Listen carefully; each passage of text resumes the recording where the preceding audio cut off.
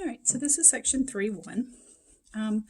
I am not a fan of how Hawks does this section, so I'm going to certify it for you. That doesn't mean you get to skip it, though. You do still need to go through and do the practice that is similar to the problems that I'm going to do for you. But let me just show you by example what I mean when I say that I really don't like how Hawks does this section. So let's just start with the example. The perimeter of a square is 32 feet. Find the length of one side. All right, well, remember, perimeter means you add up all the sides, and a square means all the sides are the same. So, what can you do that will help you find the length of one side if you know that the sum of all four sides is 32 feet? Well, here's what Hawks wants you to do. It wants you to say the perimeter is s plus s plus s plus s. So the perimeter is 4s. It wants you to then solve that equation for s and get p over 4, and then plug in 32 for p and get 32 divided by 4 is 8. I mean, you're going to have to eventually do that anyway. You know, you do 32 divided by 4, but the way Hawks has you do it in this section, it has you pick the correct formula and then solve this formula for another variable and then do a substitution, and it's just really convoluted how it happens. So I'm going to certify 3.1 for you, but I still want you to know how to do the problems, okay?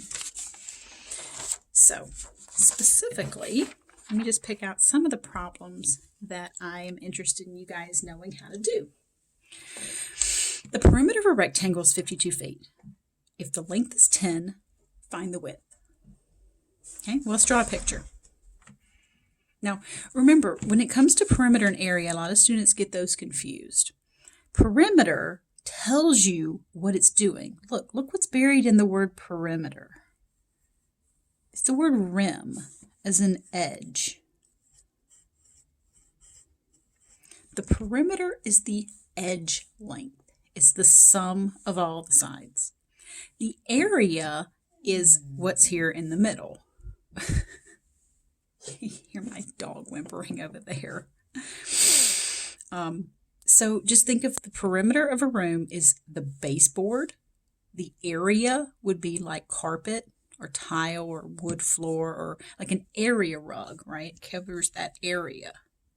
So perimeter is like baseboard, and area is like a rug that covers all that. So the area is the one that's the length times the width. Okay, so anyway, back at the home front here. We know the length is 10. We want to find the width. And we know the perimeter is 52. So here's what that tells us. The length plus the length plus the width is 52. So I used a cursive L so that it didn't look like ones there. I guess I could have used capital L's, but it's just my own habit.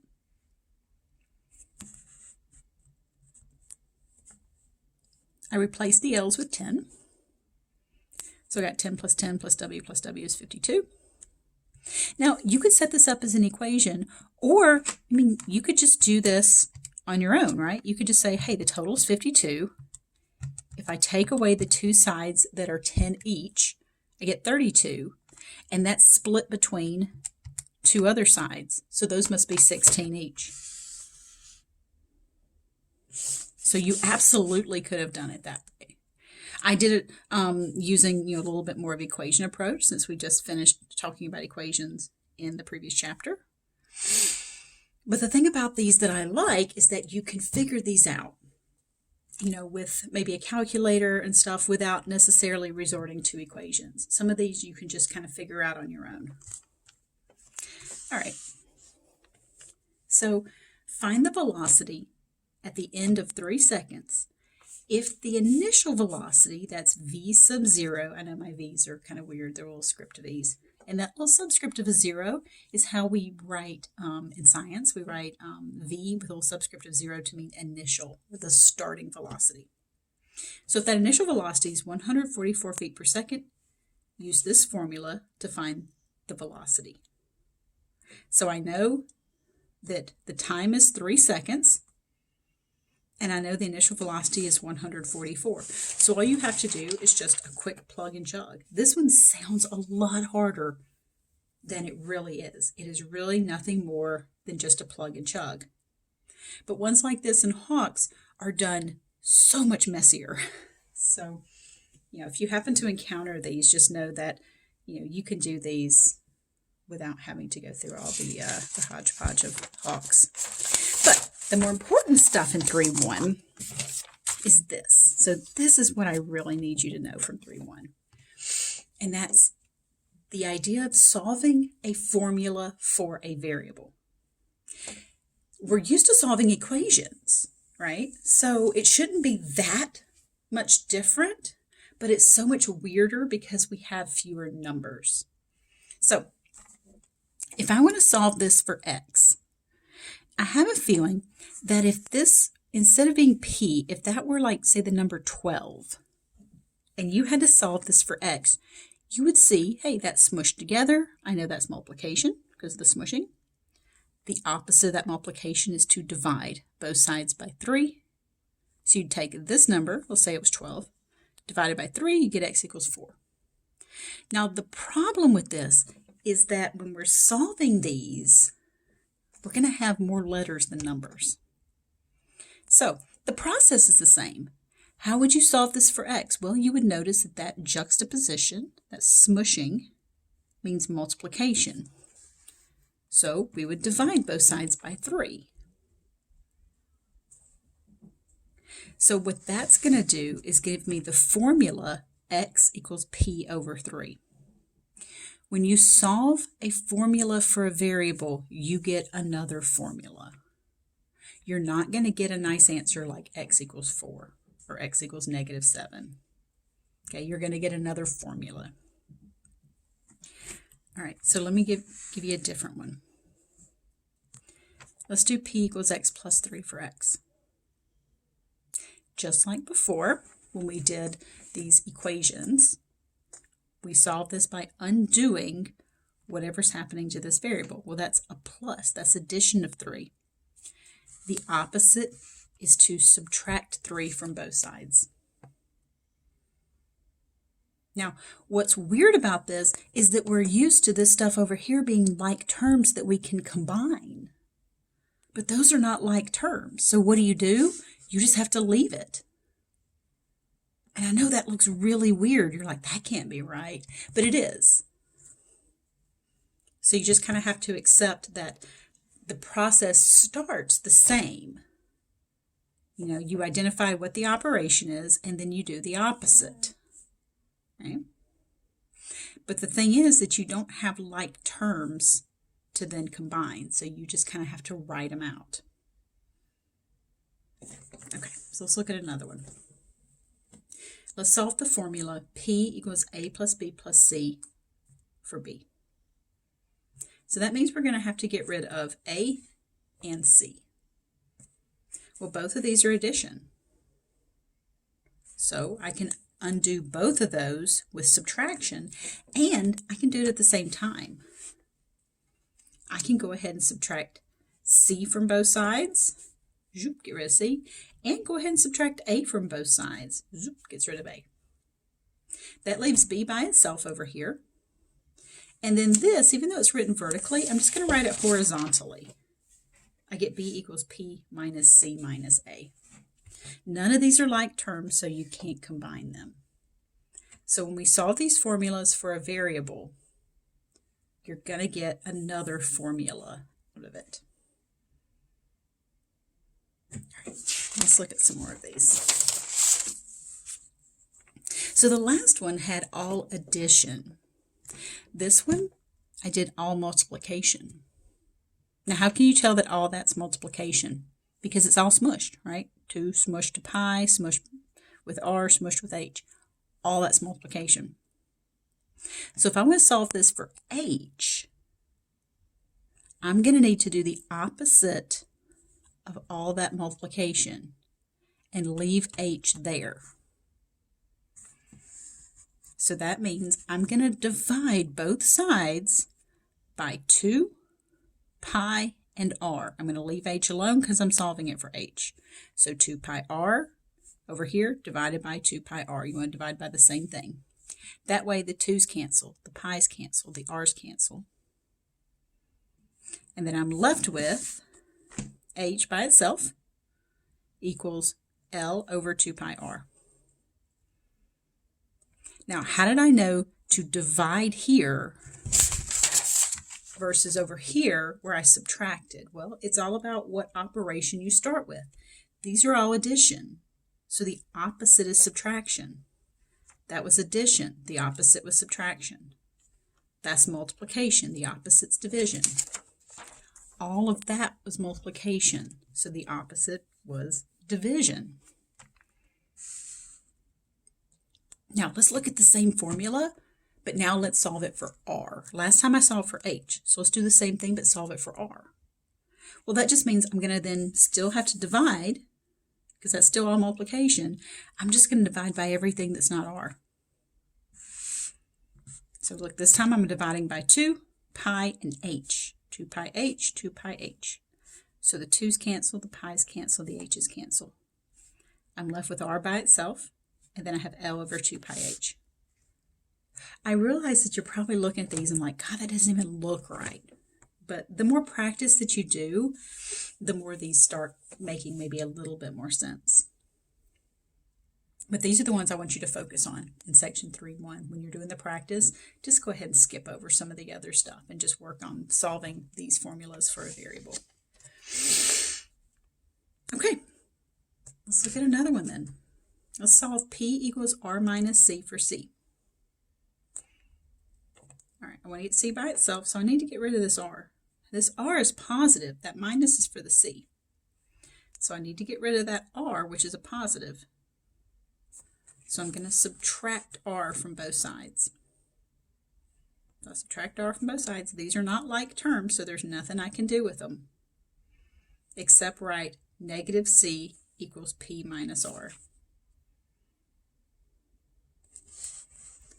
So I get, it's a little convoluted here, P minus R equals negative C. Now here I've got a coefficient in front of my C, so I'm not quite done. I still have to get rid of that negative 1. So what I have to do is I have to divide both sides by negative 1. So that's where that step is, right there. Dividing both sides by negative 1 gets rid of that negative 1. It gets C by itself. Now, here's the thing. When you take P minus R and you divide it by negative 1, it will simplify. It will simplify to be negative P plus R or R minus P. Same thing. Because you need to take this positive P, divide it by negative 1. Positive divided by negative is a negative. Take this negative R, divide it by negative 1. That gives you a positive, right? Because negative divided by negative is a positive. So this is kind of tricky because you have to do a little bit of extra simplifying in there that we didn't have to do with the others. And it's only because that coefficient there was that negative.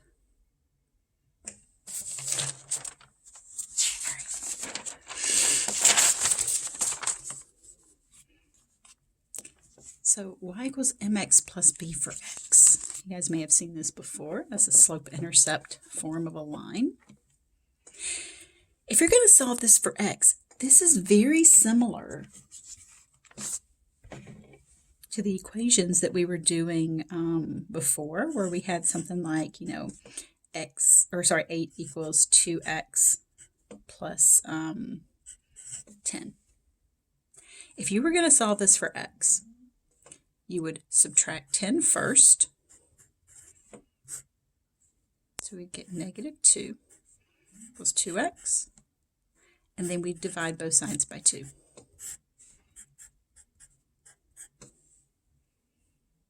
We're going to do the same thing. The difference is that when I was able to combine these like terms and simplify that further, I'm not going to be able to do that here. So my first order of business to get x by itself is to subtract b from both sides.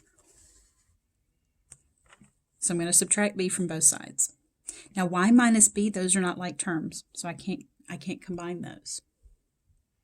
So what do? I just have to leave it like that. Y minus b equals m times x. Because that's m times x, that's smushing, the opposite of that multiplication is division. So I'm going to divide both sides by m. Okay. Now, if I was to color code this for you to go along with the color scheme that I used back when we were doing the equations, this would be the blue step, and this would be my red step. I don't know if that's helpful or not, but and then my final answer is y minus b over m. I can't simplify it. I can't simplify that any further. None of those are like terms.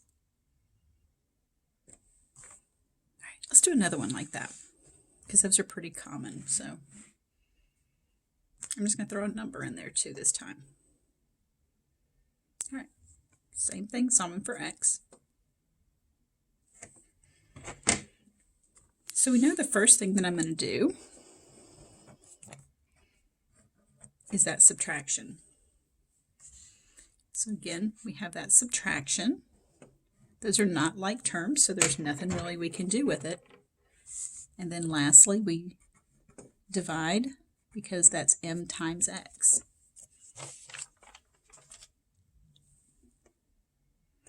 The process of solving these is the same as it was before. The difference is how messy this looks. We were used to nice things where we were able to take something like 6 minus 5 and get 1, and then say divide it by 4 and get a nice answer of 1/4. Now we don't get that. We get something that's a lot messier, but we just have to be okay with, kind of how messy this looks. Okay, so last example.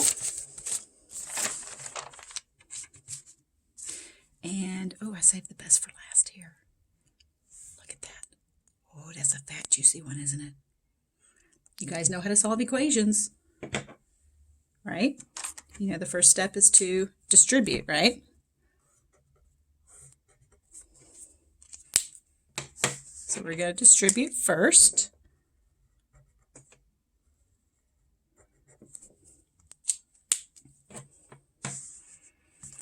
So that gives me negative 2x minus 5 equals negative 3x minus 3y. All right, for solving this for x, we want to, now we're up to the pink step, right? There's no like terms that are already on the same side, so we're at the pink step. That's a minus 3x, so I'm going to add 3x to both sides. Those are like terms, so woohoo, we happen to get a like term out of this. Sweet. So that adds up to be a positive 1x minus 5, that's 0, equals negative 3y. That's a minus 5. The opposite's to add 5. Now, here's where it gets a little weird. You're like, oh, it got weird a long time ago. But these are not like terms, so you can't combine those, so don't try to get 2y out of that. Okay, so all you can do is just write this 1x equals negative 3y plus 5. Now, why is it that that's done? Like, what is it about that? Well, there was a 1 right here. Where did it go? Remember, you don't have to write that 1. So look, we're done. A coefficient of 1 means we're done. If you divided both sides by 1, it wouldn't change this answer. So just recognize that if you get that 1 right there, that you're already done. So this is kind of the worst of the ones that you would have to deal with. So, all right, so that finishes section 3.1.